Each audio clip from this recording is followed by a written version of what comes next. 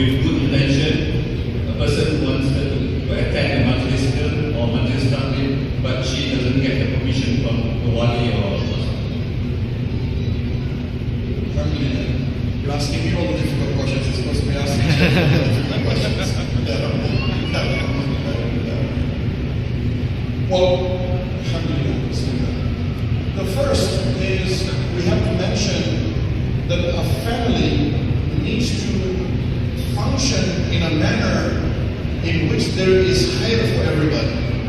That neither the male side of the family or the female side of the family should ever be the oppressor or the oppressed. We should be a family in which there is khair for everybody, inshallah ta'ala.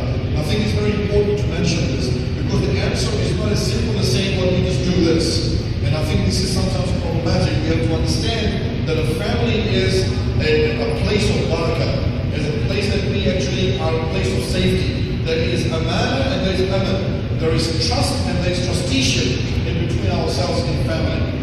But if you're in a situation where you have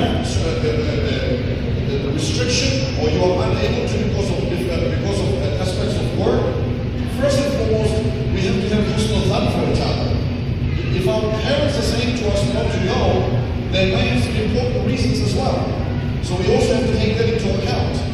We can't simply say that they actually are actually stopping us from going. This is also very important. In other words, we have to see this in a holistic manner as much as possible, rather than simply seeing it as a blame from one side or the other.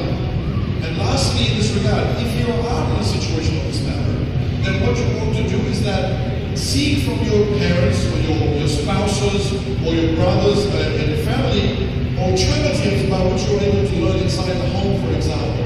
I mean, one of the things I can recommend to you is that something that I'm connected to is what you will see as a global for online classes. In fact, around the world, many women are telling us that they are benefiting from the online classes because they are able to do these classes inside the home. But also, maybe to sit down with the family, to be able to share the knowledge with each other, so that there is a sharing and increasing of the knowledge. And lastly, in that regard, to plan again with family, to see when you are able to also get to the feet of the scholars and to be able to ask the questions that you are able to ask.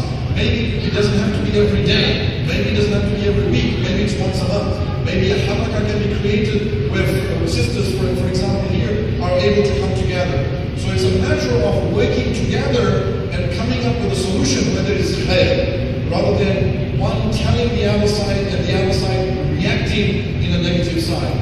To work in order to bring about khair. And there are alternatives, there are options available which are able to bring about khair. Inshallah ta'ala, Allah subhanahu wa ta'ala increases the beneficial knowledge. Allah subhanahu wa ta'ala protect us from knowledge that does not benefit us. Allah subhanahu wa ta'ala bless us in this month of Ramadan. Allah subhanahu wa ta'ala forgive us for our shortcomings. And as the dua tells us, Allahumma innaka afuwwun kareem tuhibbul afwa fa'fu anna. May Allah subhanahu wa ta'ala erase our sins. May Allah subhanahu wa ta'ala make us people of better